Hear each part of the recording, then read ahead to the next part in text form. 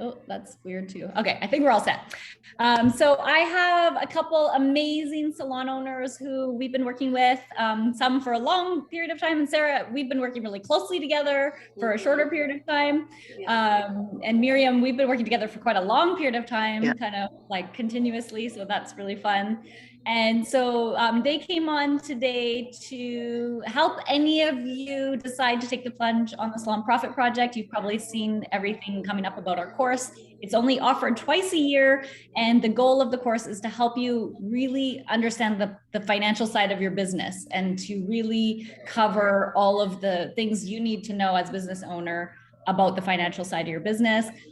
So we have a couple of amazing salon owners on today that are going to tell you about their journey and what changes it made in their business and just their overall growth journey in the industry through kind of challenging times.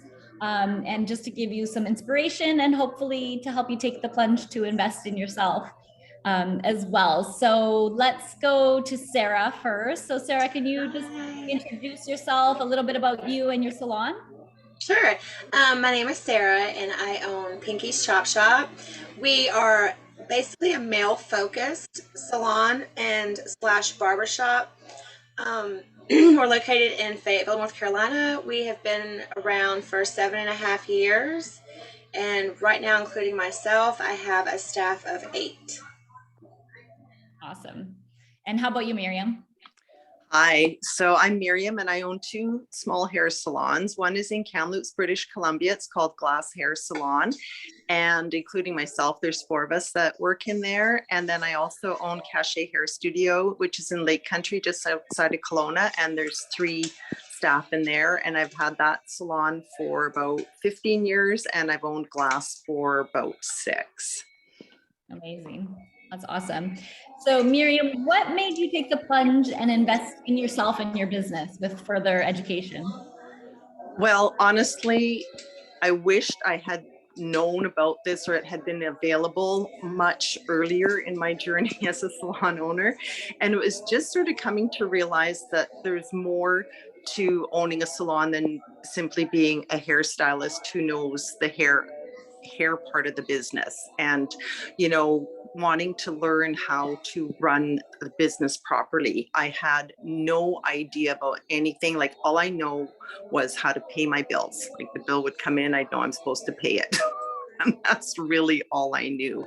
So having gone from that to now understanding like a profit and loss statement and being able to look at my numbers and they actually tell me something, and actually being able to enjoy looking at my numbers has been a huge transition.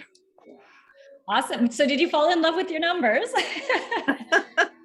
Yeah, sometimes I love them and sometimes I don't, but yeah. I love the fact that they tell me what's going on. Like, it's actually in the biggest sense, I would say it's very empowering, because no matter what the numbers are telling you, you understand. And so then you can act accordingly. You can, work towards something or scale something back, whatever need be. But it's very empowering as a salon owner. Yeah.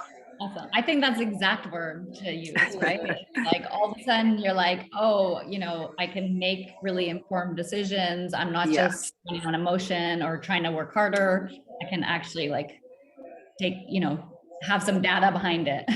Exactly. And I think that's one of the big things too, is like the numbers tell you the facts, because sometimes you can feel like you're making a lot or feel like you're not earning a lot, but it's just a feeling. It's not based on anything. Whereas you look at the numbers and it will tell you the facts. So that's huge. Yeah. Awesome. So what would be like an example of like a small or big change that you made based on the numbers that you're seeing? Probably the biggest thing was getting my back bar under control. There was a lot of waste there, and that was huge. And also part of that, which I heard from you, was to get into salon scale, which I do use. But even before using that, it was like there was a lot of waste happening there, a lot of money basically going down the drain. So that was huge right there. That was just one thing. Awesome. Good. Well, I'll get some more examples from you later. So let's go to Sarah. Thank you for that, Miriam. So can you tell everyone a little bit about like what are the courses or products you've done with us and where you were before and where that's taken you? Sure. Before definitely talking about making decisions based off of emotion, that was me 100%. I just went with what salon owners I'd worked for in the past had done and thought, well, it worked for them, it's going to work for me, and implemented that with no backing or understanding of what was going on. So for me, the biggest takeaway was definitely like my pay scales. They were completely out of whack. So that was the first thing that we tackled and implemented, and it's made a huge difference. Um, I would say that, and then also just like budgeting and spending on supplies, and like Miriam was saying, you have bills and they have to be paid, but then like you spend money over here, you think you can afford it, you think you can squeeze it in, but you really can't. So learning how to manipulate those numbers and make it work has made a huge difference. Amazing. I'm excited to see next month's numbers actually. Oh, yes. Yes. But I think like getting timely numbers makes a big difference too, right? So Yes. that's just an action anybody can take right now is pressure your bookkeeper to give you monthly numbers. A lot of them just wait till you ask or they wait till the end of the year. And so it's really important to have that up to date so that you can make those decisions. Awesome. So Miriam, so where do you think you'd be now if you hadn't decided to take the pledge with some further education? Well, for sure, the salon in Lake Country would probably not be open.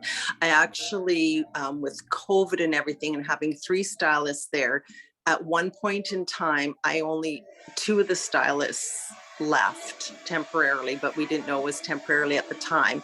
So I was down to 1 stylist in that salon. And because I had done this course and had everything organized, that salon was still able to make a profit with 1 stylist. Like not huge profit, but profit with 1 stylist. And I don't live near there, so it wasn't even like I could like zip in there and work behind the chair real quick. So to me, that was huge. Luckily, the 2 other stylists have come back, so the numbers have gone up. But to me, that's like huge to be able to make a profit with just 1 stylist, and that was just getting my costs under control. Yeah, that was huge. I didn't even know that. That's amazing. Yeah. That's good because a lot of salons faced kind of losses and they didn't know how to recover them. And even some of the work we've done for profit plan, like creating a profit plan, one of the salons we looked at, they had just closed for 3 months. And had they reopened the same as they were before they closed, it still would have taken them 18 months to get profitable again, just to recover those 3 months of loss. So when you stay like real time on this stuff, yes, then you can make the changes as you're going. You have to be like in this kind of climate, we have to be like the most adaptable. And so that's amazing that you were able to take the knowledge and adapt quickly and that you came out really strong. Yeah. I wouldn't have been able to do that had I not taken your course, for sure. Oh, I'm so glad to hear that. That's awesome. And now it's just like potential from there, right? If you can run it like that. And I think that's what a lot of salon owners need to hear, is it's not necessarily about more stylists or, so I think there's maybe a lot of blame where it's like, oh, well, I can't find new stylists, so I can't have a successful business, or I can't get any new clients because we're already booked solid. And it's not really about more stylists. It's actually about having a profitable model to start with. So I'm so glad you brought that up. Yeah. Awesome. Sarah, how did the work that we've done together change your life or business? It's definitely changed a lot. Well, really in both areas. I've learned a lot of mindset changes, which I think has really helped personally and within the business. And I've been able to take that and implement some of that into my team and have them understand why I'm doing what I'm doing and what the end goal is. And it's really motivated them to actually perform better. And It's united us together. And then as far as mindset, outside, it's just, I'm more positive. I look more forward to the future, and I'm able to set goals more realistically and with purpose, instead of just, oh, I wish that this could happen, or I dream of this happening. Now it's like I can see it's going to happen after learning everything that I've learned so far. Oh, that's amazing. I love that you use the word purpose. Yeah. That's the right. It's like not, again, just being on the hamster wheel and being like more, and just trying to get this like elusive, like better or Yes. more. It's like really specific Yes. and really tangible. So you can actually see the steps and the clarity Yes. to get you there. Absolutely. Awesome. So maybe just to give some inspiration to anyone who's watching this. So what is your next step and your big picture? Like, what is that thing that's driving you, and where do you want to get to? Well, the main goal that I've had for a couple of years now that I've been working on is I want to expand and offer licensee opportunities for people to own Pinky's Chop Shops. So that's something that's ongoing, and we're right there at the end of the line. And the main thing I need to do to finish all this was to learn the financials. So it's really been probably my favorite part of this whole process.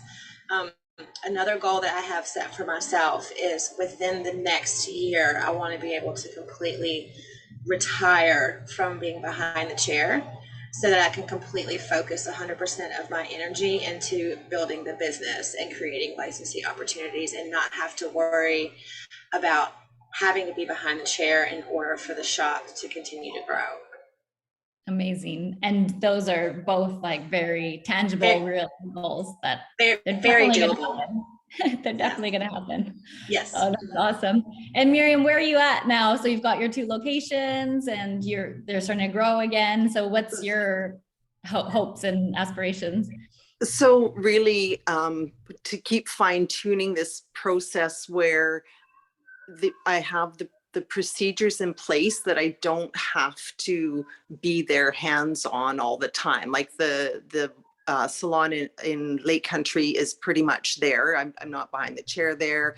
Everything runs smoothly. You know, I check in with the girls from time to time. We have our meetings and that, but I don't need to be there. So I'm 50% there. I'm working towards doing the same with glass. With glass, I probably will be working behind the chair for another year to 18 months or so.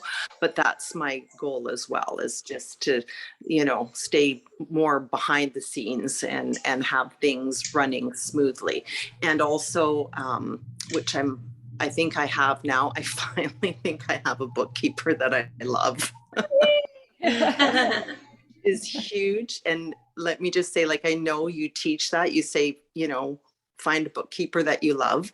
And I cannot emphasize that strongly enough. I had a bookkeeper that I quite liked, and I thought, well, that's probably good enough. It wasn't. We ran into problems. And then it was really challenging. I went through 2 other bookkeepers that were awful.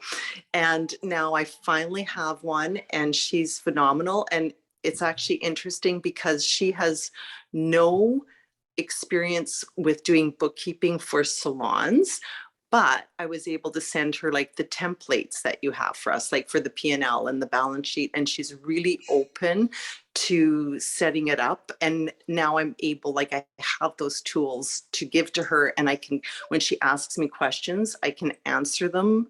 Before, I wouldn't have been able to. I'd be like, what does that mean? What are you talking about? Right? So bookkeeper, I'm just like thrilled. I just had to throw that in there. Oh, that's amazing. I love that. And that's a step that anyone watching can take today, right? Just make sure that you've got that person. They're kind of like your business partner. Like they're that like second set of eyes that are looking at everything. They can interpret it for you. You have to be in tight communication with them. So you don't want someone who's kind of giving you attitude every time you ask a question, or making you feel dumb because you don't know something, or like not doing the things you ask that you need, because our business is different than other businesses, and we need to see different line items. Yeah. So that's a huge point, and it can take a while, right? Because you can burn through some really bad ones. Well, and that was the thing. And like so many industries right now, people are short staffed. Like a lot of bookkeepers aren't taking new clients. And that was the other thing that was so great from having taken your course, because last year I was really, I didn't have any bookkeeping as such. I ended up doing a portion of my own bookkeeping. I did my own T4s and I did them correctly because I had all those numbers, right? Like I never would have dreamed that I would have been able to do that. So that was like, oh, I can do this. I don't want to do it, but at least I know, right? I know that part of my business. So yeah. Amazing. And that's like empowering too, just in itself, Very right? much so. You know, if Yeah. it falls back on your plate, that you can still handle it. And that kind of goes into delegation, right? If we can like first figure it out and then give it away so that you still have a handle on it. Yes, exactly. Amazing. Yeah. Sarah, so go ahead. So where should we go next? So what would you say to someone that's on the fence about taking the course?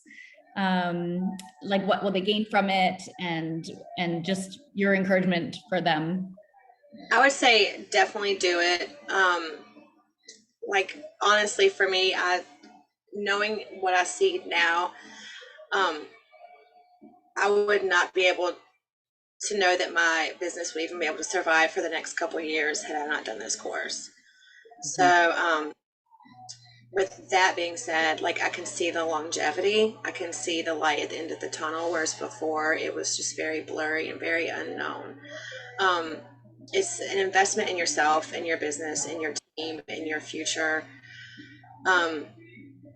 You just gotta do it. I just don't even really know what else to say. Like you will not regret it. You will not regret it. Things are just so much more clear. Understanding of how things work, why they work. It's just really helped like tremendously. I can't say enough about it. Awesome. Thank you. Can you share a little bit about your journey? Because I think sometimes people think you can like flip a switch and make the change too. And so can you like share a bit about your journey of like what that, like, was it like a straight line of you learning? Was it like a down and then an up? Was it all up? It was definitely a kind of this, because you know, as stylists, like I feel like our brains just work differently. Like we're not meant to understand numbers. So at first it's like a whole different language. And I think that that's why I've never really looked at it before, because I don't understand it. I don't see why I need to understand it. But now that I understand why, it was a focus. But definitely the program made it so much easier. But at first it was kind of overwhelming at first, because it's like, you know, holy shit, what am I doing? Where am I going with this? But then it became so clear after working with Kaylee and her really kind of like breaking it down to where it's not like this foreign language anymore. And so then things kind of started to go up. And then, you know, just with us working together and different things that were happening in my salon with like the team and other stuff, you know, you hit bumps in the road and then it kind of goes down again. But Kaylee's definitely been there to help me, not just with like the numbers, but just with operations and managing people and my mindset, and just being like an ear to listen to me bitch and complain about stuff. You know, it's nice to have somebody that understands where you're coming from, because that's really hard to find. Your team members, they might be somebody, but they haven't walked in your shoes, so they're not going to understand you, and they're not the ones that are going to be able to give you any type of advice or like a solid direction in where you should go. So it's definitely been kind of like this, but now it's this right here. And now that I've got that better mindset and more of that inspiration and focus, if I go down again, it's not going to be way down here. It might be a little tick and then right back up again. So yeah, I think it's important to just give the reality of like the learning curve, right? Because it is like anytime you learn something new, it can feel scary, it can feel overwhelming, it can feel like uncomfortable. And then maybe the change can, you know, have some ripple effects that you're like, oh, trying to hang on to it all. But then it all evens out and starts to create that steady climb. And it's crazy how everything kind of just like works around what you're doing too. Because one of my biggest things was, like I had said earlier, my pay structure was just really out of whack. And that was the first big thing that we had to tackle. And I was scared. I was like, oh my God, how am I going to change this? What's going to happen? How is the team going to be affected? Is everybody going to leave? Are they going to not understand? It was scary. And very like unsettling, like you were saying, but it ended up working out so beautifully. And like all my worries and my anxiety over it ended up being fine. And now it's just so nice because the people that maybe I thought would create or not understand and have a problem with it have left. But because of this and everything that I've learned and gotten better, I have new members now that are on the pay structure, and they're like, okay, cool. There's no problems. Like I literally have like the best team right now. I call them my dream team. And it's great how it's been able to kind of like clear out room to allow better things to come in, like automatically without force. It just happens and it flows just perfectly. So that's been really cool. Yeah. And those are the things that people try to hang on to, right? And that's like, it feels like a loss. And you're like, wait, I'm doing all these things to get my business better. And it feels like it's all falling apart. And that's the part where you have to kind of like trust the process. Yes. And like stick to the principles and stick to the actions and just kind of like hold on through that. And it does work. It's a little bumpy at first, but like only for a brief moment in time. Like looking back, it was only a brief moment in time, and it wasn't. It's wonderful now. So you really have to just kind of like cut off the dead limbs in order for that tree to grow again and to grow and flourish. So amazing, love it. And how about you, Miriam? What would you say to somebody who's kind of on the fence about making the investment? They thought, you know, maybe their cash flow's tight right now and they're not sure. Honestly, I would say the same thing. Just go for it. It is an investment. It's the best investment that you can make for your business, period. Like I feel so strongly about that. I would recommend to anybody, like for any part of your business, like this is an investment in your business. And honestly, you know, nowadays, like we talk about self-care and, you know, you go for massages and stuff, but this is part of your self-care as well. It's your finances, right? And when you're stressed about your finances, it's hard to relax about anything else because it sort of flows over into other parts of your life, right? So yeah, I would just like highly recommend. It's just the best investment. And if you have to, you know, figure out somewhere else in your budget to make it work, just do it, because not only is it a great investment for your business, you will make this money back 10, 20, 30, 40, 50, 100-fold. Like it's not like money put out and it's gone. It's like you put that money out there, you've invested it, and now you reap the rewards. Like you financially get your money back and you get your peace of mind and you get your business in order. I could just go on. Wow, thank you. I love hearing this because I don't hear this all the time, but you know, I love, thank you. That gives me a boost too, that we're on the right track, doing the right thing. Yeah, absolutely. It's a game changer, you know, and it's so great because there's not a lot of that out there. And like I say, I wish that I had this available when I started my journey as a salon owner, you know, but I'm grateful that, you know, I wish I had it available too. Right, exactly. And even some of the tools we created, like when you're a salon owner, you're in the thick of it and you don't have time to be sitting there creating all these spreadsheets and and these tools and all of that. So with, you know, all those painful learnings and then being able to sell my salon and create this new company, then I was able to create all these tools.